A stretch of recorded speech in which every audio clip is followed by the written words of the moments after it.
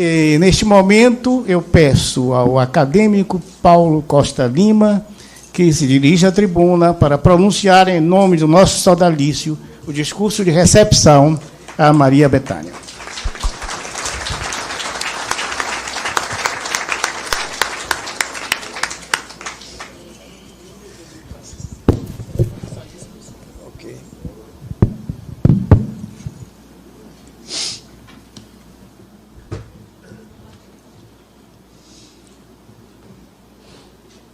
Eis-me o senhor Ordep Serra, presidente dessa casa, eis-me o senhor Geraldo Júnior, vice-governador da Bahia, aqui representando o governador, magnífico reitor, professor Paulo Miguel, eis-me a senhora Ângela Guimarães, secretária da CEPROME, e esta senhora, a reverendíssima mãe Ângela, do terreiro do Gantuá.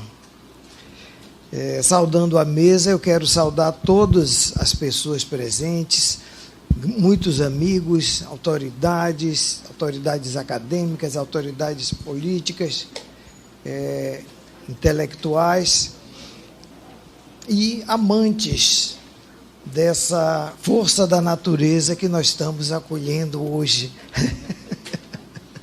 Maria Bethânia. Eu vou pedir licença, senhora. Vou fazer uma...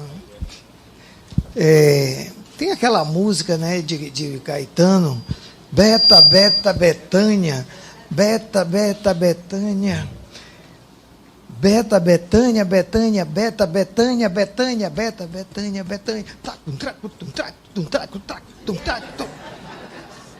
É o Daró. O quebra-louça está no nome da moça.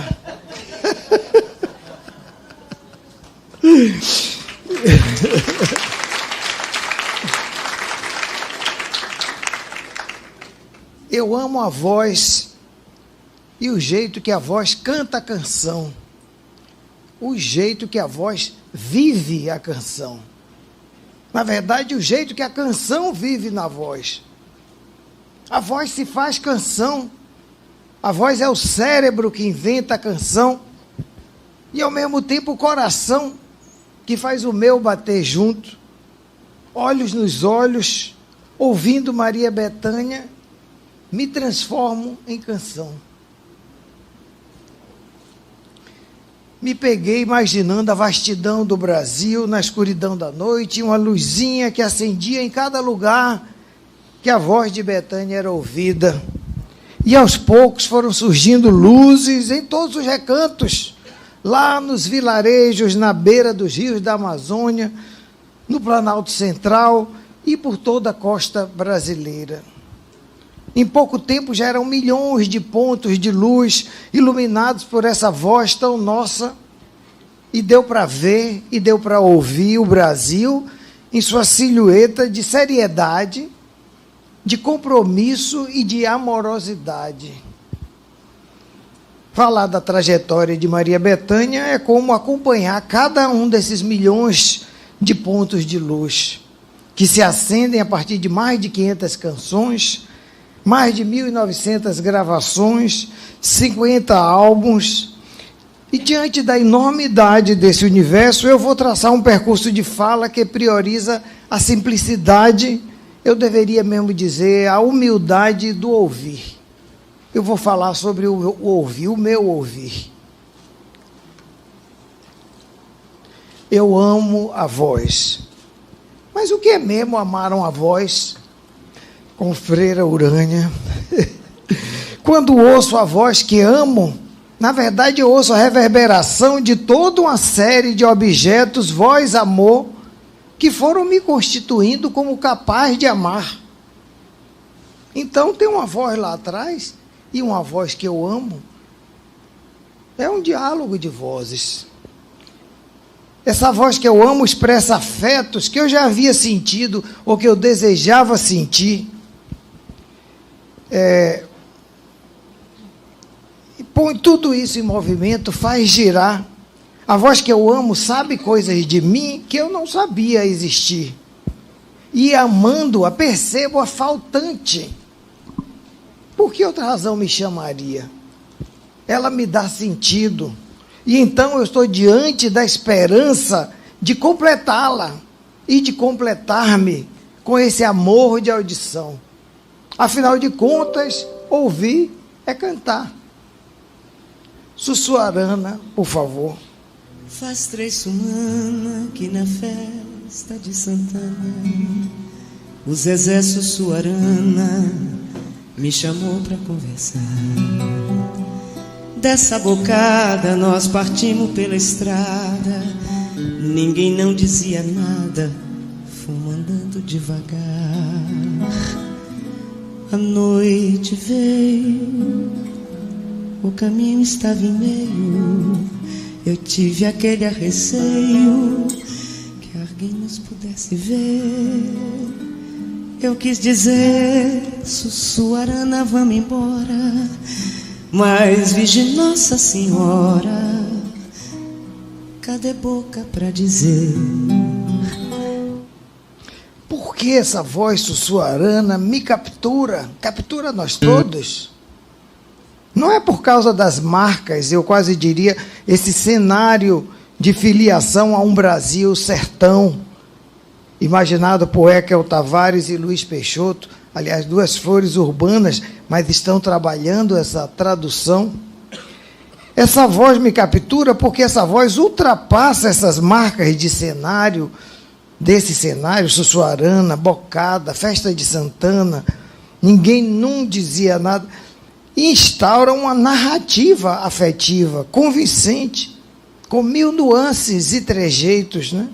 E assim, eu tenho a certeza que eu estou lá nesse ambiente do mundo tão distante. Foi mandinga, foi maleita. Vocês ouviram a arte envolvida nessas 2 expressões? Tem sussurro, tem carícia. Eu, hein?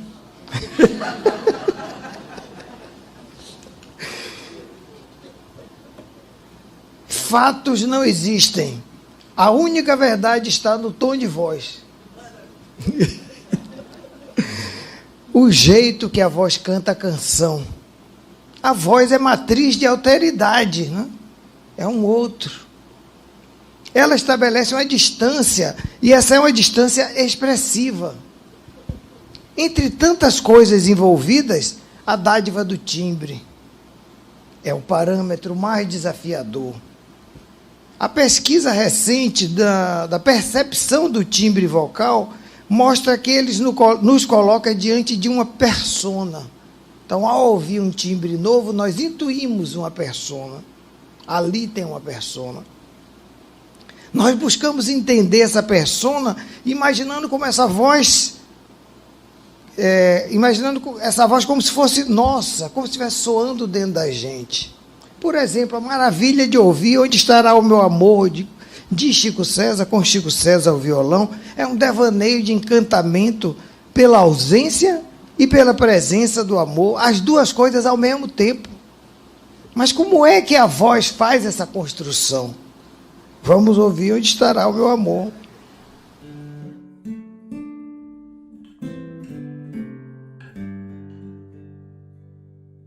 Como essa noite findará, o sol então rebrilhará. Estou pensando em você, onde estará meu amor?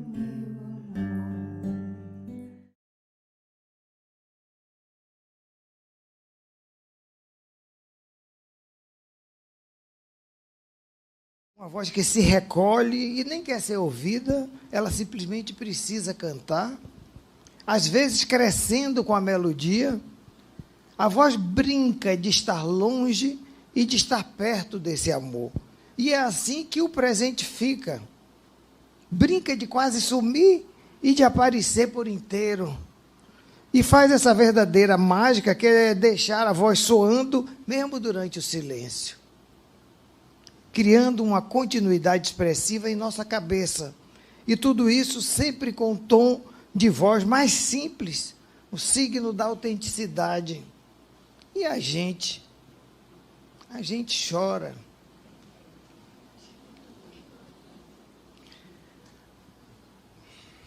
o jeito que a voz vive a canção. A gente chora não apenas porque está ouvindo a canção, a gente chora porque está vivendo a canção. Numa cambalhota recente na direção da fenomenologia, a teoria da música declarou secundários todos os seus objetos milenares de amor. Os intervalos, quinta, sol, quinta, quarta, terça, as escalas, os acordes, os encadeamentos, as cadências, os conjuntos, as séries dodecafônicas, tudo isso que a teoria da música sempre amou, nessa cambalhota é declarada secundário, são declarados secundários, porque a experiência musical acontece antes de tudo isso, antes do intervalo, antes da cadência, antes da harmonia. E a voz é a experiência musical em carne viva. Os afetos não são algo que acompanham a música, né? Eles constituem a música. A música é assunto do corpo. Antes que seja qualquer coisa, precisa ser algo nosso. Algo através do qual vivemos e, de certa forma, nos tornamos. A música tem valor porque eu a possuo e porque ela me possui. Deram o nome a isso, o teórico Paul Clifton, de possessão mútua, é o nome do conceito, mas não precisava fenomenologia nenhuma, bastava ir a um terreiro de candomblé, na Bahia, porque a possessão mútua está lá o tempo todo.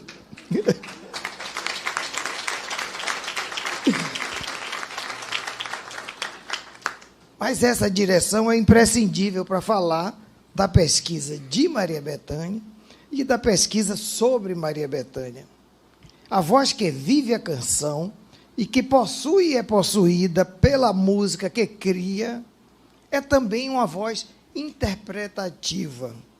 A criação é uma espécie de interpretação do mundo, não? Cada criação inaugura uma certa perspectiva de olhar para o resto do mundo. O objeto criado olha para todo o resto e interpreta. Portanto, não estranha dizer que o trabalho de interpretação musical de Bethânia é um trabalho de interpretação daquilo que nos cerca, via imaginário, via construções afetivas. Maria Bethânia é intérprete do Brasil, como pontua a Heloísa Starling, mas não apenas a partir...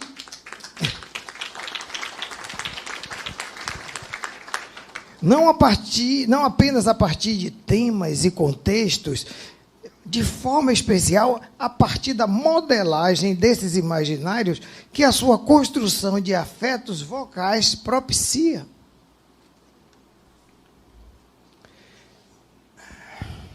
Ah, tem água. Está na hora.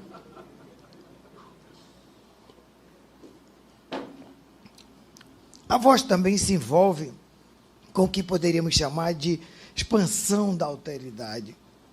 Se está lá a alteridade desde o ping-pong da voz materna, isso caminha na direção da comunidade, da cultura, da sociedade.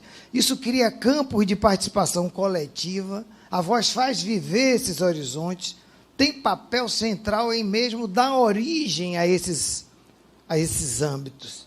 Vamos ouvir a Rosa dos Ventos?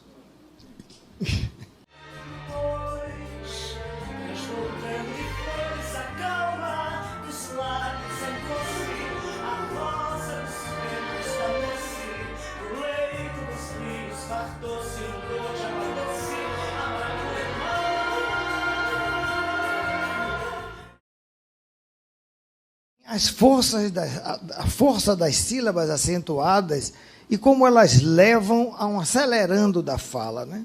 Isso vai criar o efeito de que o discurso desemboca em um determinado lugar, obviamente, na amargura do mar, e desculpe a minha voz. A acentuação e a velocidade da fala numa enchente amazônica, tem um acelerando enorme aí com essa proparoxítona, né? A explosão atlântida. Elas são usadas como ferramentas expressivas, porque elas projetam o discurso no ar, acima das nossas cabeças, e faz com que todos nós, que a gente imagine uma multidão.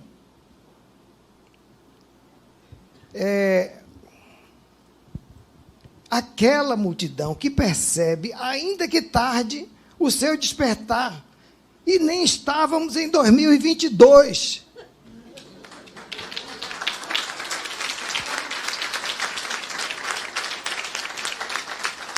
Sem essas escolhas da voz, a multidão seria outra. Certamente pareceria bem menor, talvez apática, mas a canção pede e a voz constrói. É uma multidão que desperta, ou pelo menos que precisa despertar. Desde 1964, Maria Bethânia traduz o seu país e nos obriga a pensar em nossas contradições como nação. Se os artistas estão no mundo para cumprir a função revolucionária da arte, ela o faz com perfeição, nos lembra Marlon Silva. A criação em Bethânia se instaura, portanto, a partir da voz, mas daí se expande para um espaço ainda mais complexo, polissêmico, como conversava com a confreira Edilene. A voz e os seus suportes harmônicos, rítmicos, melódicos, tímbricos, passa a ser a complexidade da coordenação disso tudo, né? Não é à toa que nós músicos chamamos a percussão da cozinha, né? Por causa dos sabores de timbre que saem de lá.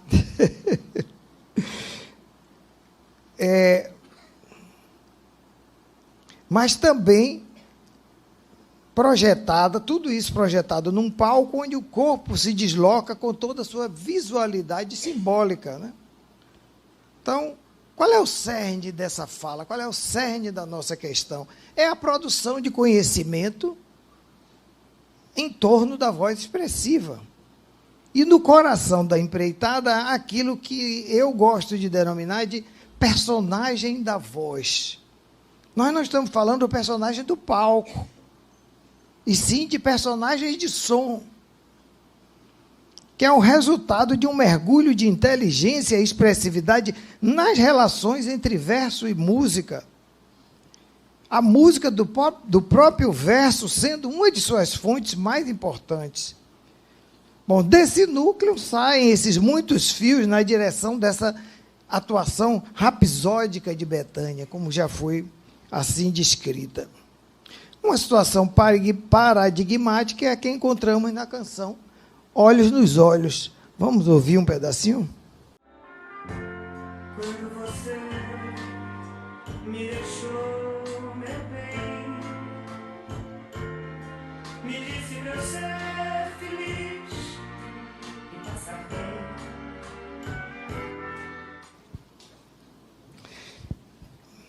Ela, a voz, nos convence que está simplesmente pensando alto no início, né? Quando você me deixou, meu bem. Como faz isso? Tem uma guitarra ali que tem um papel importante, mas é um jogo virtuoso de articulação e fraseado, de respiração, como se diz em música popular. Deixa uma palavra soando e logo emenda com a próxima. Portanto, liga e separa ao mesmo tempo através da força que a voz absorve da melodia, né? Quando você me deixou, meu bem. Bom, fica assim construído um monólogo. E nós temos o privilégio de ver de fora. É como se a gente tivesse de uma janelinha de fora, vendo o mais íntimo dessa mulher, em sua saga de amor. Não é? E essa é uma grande novidade, uma novidade de concepção de Chico, uma novidade de construção interpretativa de Bethânia. Porque esse ver de fora é o que vai garantir toda a carga emocional da experiência dessa canção, poder ver uma mulher tão de perto. Mais adiante na canção, as cores se inflamam. Já não estamos no ambiente do monólogo, surgem os elementos de um diálogo, que é tanto imaginário como bem real, com o amante. Quero ver como me suporta ver tão feliz. Ou então, a casa é sempre sua, pode vir. A escolha que Bethânia faz do tom de voz nesses últimos dois versos é inigualável, né? Daria um estudo em si.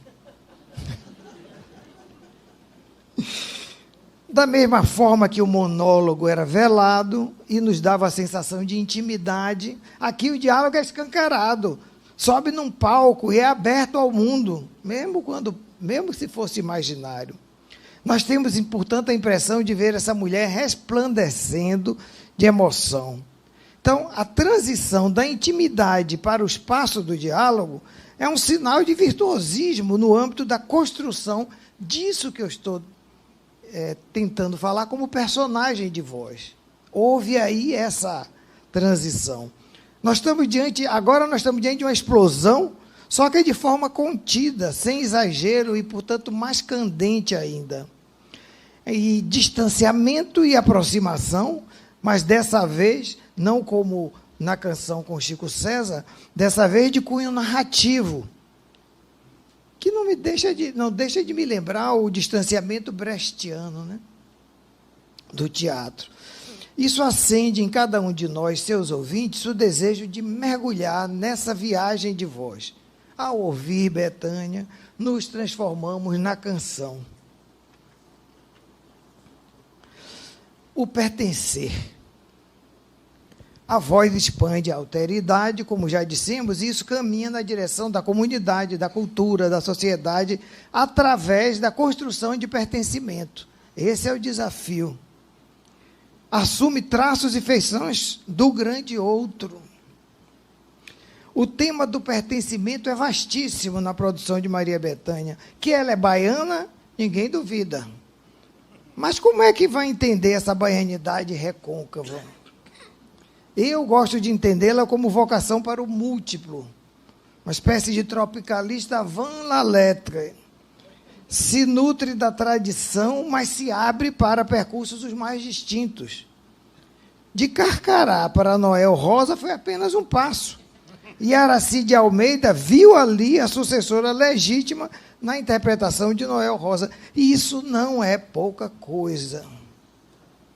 Eu aqui abro um parêntese, uma lembrança. Eu e Ana Margarida, quando moramos 2 anos numa cidade universitária perto de Chicago, Champaign-Urbana, nós tínhamos 20 e poucos anos e a saudade da Bahia era enorme. A biblioteca da universidade era uma das maiores do mundo, tinha 11 andares, você podia achar qualquer coisa. Um amigo foi lá e tinha um tio que foi deputado suplente em São Paulo durante 2 meses. Ele disse, eu quero ver se essa biblioteca é boa, quero ver se tem o discurso do meu tio, deputado suplente estadual. Foi lá, estava lá o discurso. Era essa a universidade. Então, tinha disco de tudo, mas em casa a gente só tinha um toca-disco, que foi a Associação dos Estudantes Estrangeiros, que nos doou, e tinha uns quartetos de cordas, Brahms, Schoenberg, e um único disco, que é de Bethânia. Essa música tirava a gente do banzo, era uma experiência tão forte ouvi-la.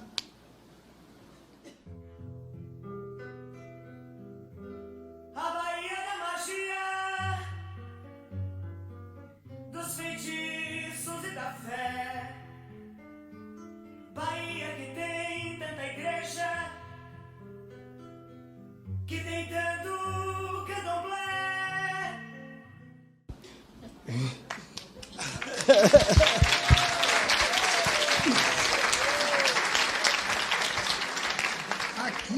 Aqui a voz ganha outra dimensão, né? Fala em nome da Bahia, por isso o pertencimento, né? Em nome de todo esse imaginário de ladeiras, saveiros, mulheres fortes, candomblés, é a voz que representa, que se coloca pela emissão, pela força, pela clareza, no centro do processo de construção de pertencimento.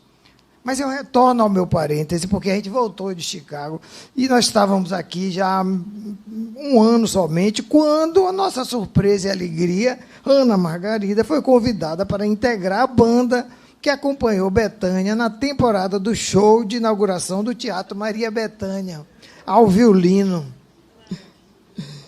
Permanece até hoje o encantamento com o show dela e meu, com todas as suas músicas, com os músicos de alta qualidade e, sobretudo, com a presença de Bethânia. O seu rigor na construção do espetáculo. Tudo absolutamente planejado. Profissionalismo incalculável. E uma atenção especial que dedicava a cada músico. Gaída chegava falando todo dia disso. em cada detalhe. Um dia a Bethânia atrasou, porque teve um passeio de escuna, ela atrasou 10 minutos. Ela se dirigiu a cada músico pedindo desculpas, de um em um. Isso, nós que somos músicos sabemos o valor disso.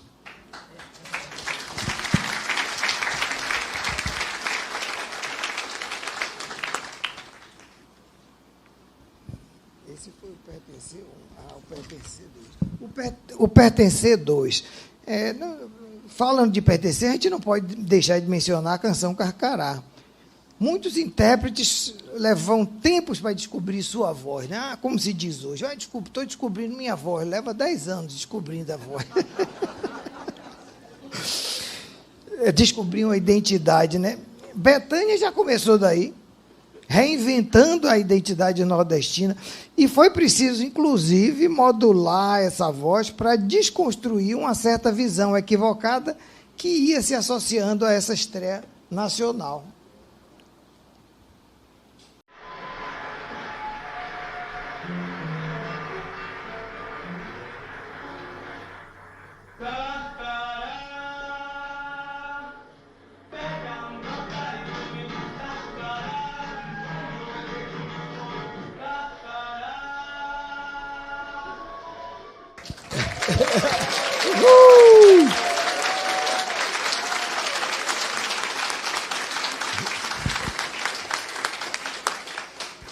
A voz modulada em construção de pertencimento é algo que atravessa a obra de Maria Bethânia. Então, e a experiência de teatro, como ela mesma acabou de comentar, a vivência do palco se incorporou à sua pesquisa de expressividade da voz. Eu digo assim, é como se ela trouxesse o palco em si mesma, na voz, permitindo todas as construções que daí decorrem, inclusive os próprios palcos onde vai acontecer. Portanto, quando vemos Bethânia compondo mundos com os palcos que frequenta, não nos enganemos. Esses mundos são consequências de um palco originário, se a gente puder dizer isso, que está na própria voz. E que, de forma muito orgânica, convoca o corpo para a brincadeira. O Pertencer 3 e último. Tudo isso ganha brilho especial na próxima canção. Essa próxima canção permite o voo sobre o tema do pertencimento, tanto a partir do que é mais íntimo e particular, a novena de Dona Canô, como a partir de uma metavisão que enxerga o grande cenário, seu espanto, suas contradições e luta. Careta, quem é você? Da areia do Saara, em Roma, a dança da destemida Iara. E, claro, essa identidade recôncava que fervilha nesse samba de roda pós-moderno.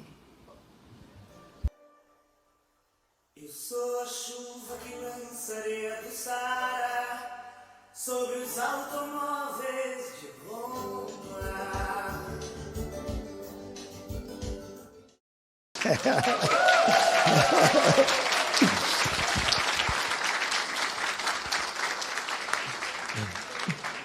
Tinha que ser.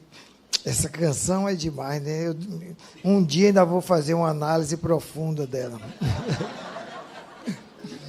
Mas já estou interessado numa simetria que tem que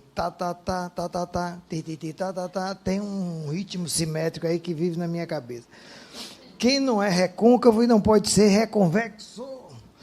Essa voz final permanece, a voz permanece intensa o tempo todo, né? Mas ela precisa ter reserva de energia para, nesse final épico, que vai ao mais agudo.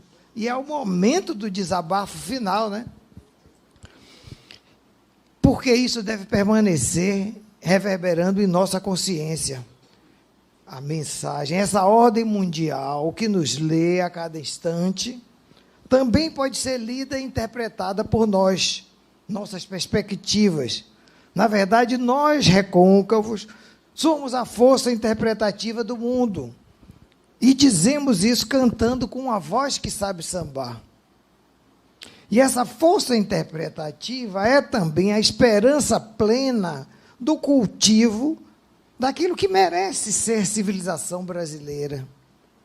Tanto as raízes como os diálogos com o resto do planeta. Está na canção aí essa visão. Não é? Ora, o pertencimento também poderia nos levar ao grande tema da mulher em Betânia. Mas a gente não pode esquecer que o tema da mulher em Betânia não é um subitem do discurso ou do projeto, é o projeto todo. É um estandarte visível por todos. É uma revolução feita no imaginário da sociedade brasileira, com todas as consequências políticas que isso traz e cujo peso de responsabilidade, mas também a leveza, a gente percebe em cada declaração de Betânia. A voz e a transcendência. O amor da voz também repousa sobre o fato de que há algo do inefável nessa experiência auditiva. A força da voz é algo que nos ultrapassa, é algo para o qual não temos as palavras necessárias. Walter Smetak dizia, fazer música é uma loucura, falar sobre música é uma bobagem. Mas ele escreveu 20 livros e ninguém nunca desistiu de falar sobre música, nem uma cultura, nem um tempo. Então, é uma bobagem imprescindível. E por essa via, a do inefável e a do indizível, surge também um caminho de transcendência na direção do sagrado, né? E isso faz com que a gente vá percebendo que em Betânia a transcendência é muito mais do que um segmento temático. A voz de Betânia tem uma relação muito próxima com o louvor. Está envolvida com o louvor. E está a nos dizer, durante boa parte do tempo, que a voz é sagrada, que é preciso ouvir além. Oração a São Francisco.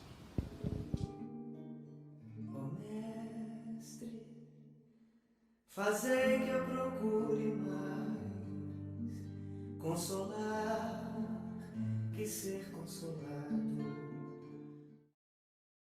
Simples fazer da própria voz uma prece. Como é que faz isso? Nessa canção, a melodia tem uma sequência que vai criando uma expectativa de crescendo, né? Uma intensificação. Então, consolar que ser consolado, compreender que ser compreendido, amar. Nessa terceira segmento da sequência, já se espera esse grande clímax, que é o que 99,9% das interpretações em todos os lugares é o caminho que essas interpretações tomam. Mas não com Betânia. Betânia pensa diferente. Ela insinua a intensificação, mas na hora H ela faz piano súbito e ralentando. Resultado, a sutileza se transforma numa das formas mais potentes de intensificação. Essa sutileza é uma intensificação, ao contrário, mas é uma intensificação. E assim a voz se transforma em prece. Essa é a resposta.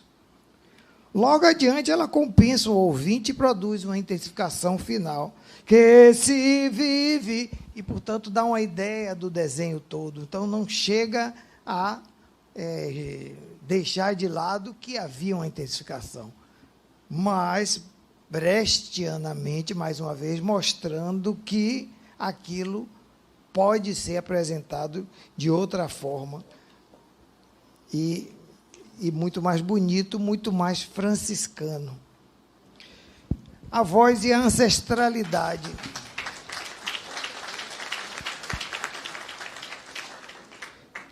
Olha, se é para radicalizar em termos de ancestralidade, vale observar o que é que a ciência musical, a musicologia, Musikwissenschaft, se quisermos falar em alemão para ter mais credibilidade.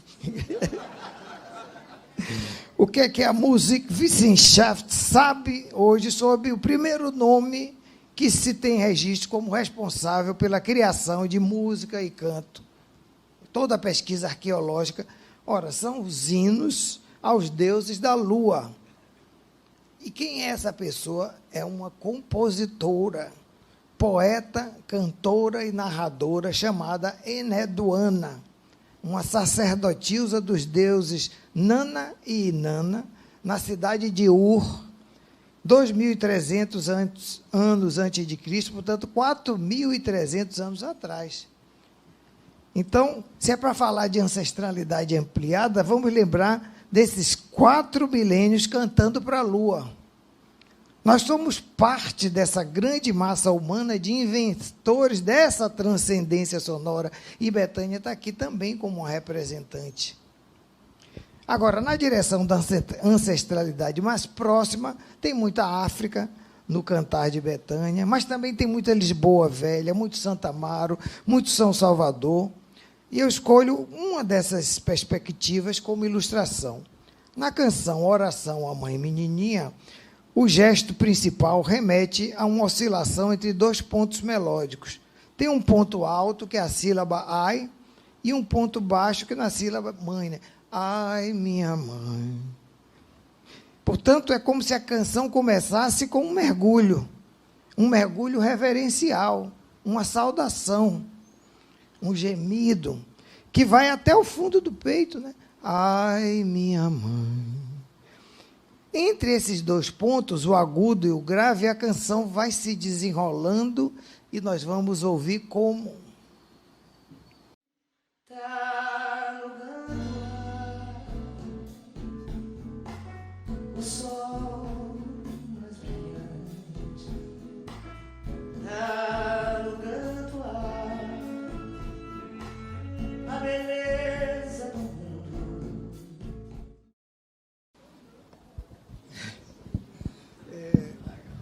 Linda canção, né? Linda interpretação. Linda canção, linda interpretação. Não custa lembrar que essa oscilação entre esses 2 pontos melódicos, um agudo e outro grave, vai gerar uma espécie de metáfora, que é uma sensação de ondulação, de onda, né? Ai, minha mãe, menininha. Aí está lá em cima na onda, eu chego a ver a espuminha branca. Ai, minha mãe, menininha do ganto, a onda. É claro que Caymmi, compositor, está pensando em homenagear a mãe menininha através do seu orixá, através da onda, através das águas. Isso está dentro da melodia. Quando a gente ouve Bethânia, a gente vibra com a ênfase que ela coloca nesses 2 pontos. A estrela mais linda, hein? Portanto, está aí toda essa metáfora construída e esse cuidado com a ancestralidade. E a onda continua. Rolorum, tarará, tararita, rolorum, que mandou. É ondinha, lá em cima. E depois, é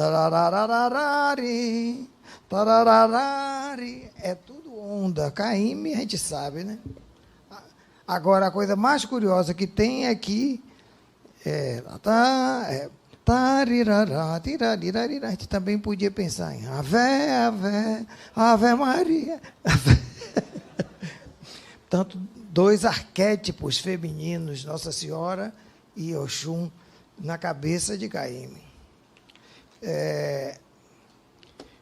Finalizando, a dimensão macro desse cantar que mudou o Brasil.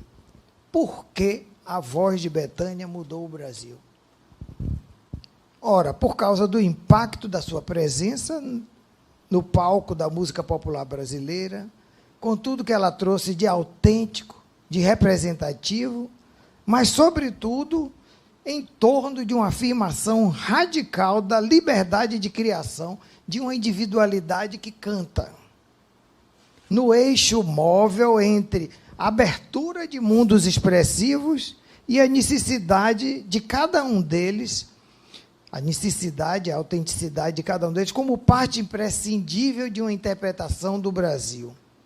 Então, mudou o Brasil pela sua capacidade de interpretá-lo e, assim, reconstruí-lo através de sua mitopoética, como nos diz Leonardo Davino de Oliveira. Identidades e entidades, vontade de potência e terapêutica do recalque. Ao longo dos anos, Bethânia denunciou o racismo, os preconceitos sociais de gênero, as mazelas, a desigualdade, a postura típica de uma estrutura de sentimento característica de uma brasilidade revolucionária e mestiça. É o que nos diz Marlon de Souza Silva. Bethânia mudou o Brasil e continua mudando. Da estrutura de shows que entrelaçam canções e literatura, Bethânia desenvolve diretamente um trabalho de incentivo ao acesso às pérolas da literatura. A voz se faz terapeuta de uma sociedade que precisa ouvir, conhecer e pensar sobre seus próprios tesouros simbólicos. Bethânia, cantora, pesquisadora, reconhecida como doutora honoris causa pela Universidade Federal da Bahia, na gestão do reitor João Carlos Salles, e imortal da Academia de Letras da Bahia. Conclusão: a academia canta. Quem estamos recebendo hoje, eu gostaria de enfatizar, uma pesquisadora incansável, cujo objeto tem sido a voz por quase 6 décadas, colocando em movimento um enorme programa de produção de conhecimento que abrange desde os mais tênues fios daquilo que é íntimo, no campo da sensibilidade, se expande na direção da presença pública da voz, seu papel de encantamento pelo pertencimento que desperta e constrói, passa pela escolha criteriosíssima de repertórios, não custa sublinhar muito isso, e ela própria um jongleur virtuoso pela cuidadosa costura de múltiplos campos de sentido em cada palco que ilumina, e pelo desenho do impacto de uma recepção que envolve milhões e milhões de pessoas. Uma cantora que cria com a voz e com o corpo, com a inteligência e com a libido, dando origem a uma verdadeira revolução no campo da cultura e da música popular brasileira. E, para além disso tudo, uma pessoa maravilhosa. Viva Bethânia!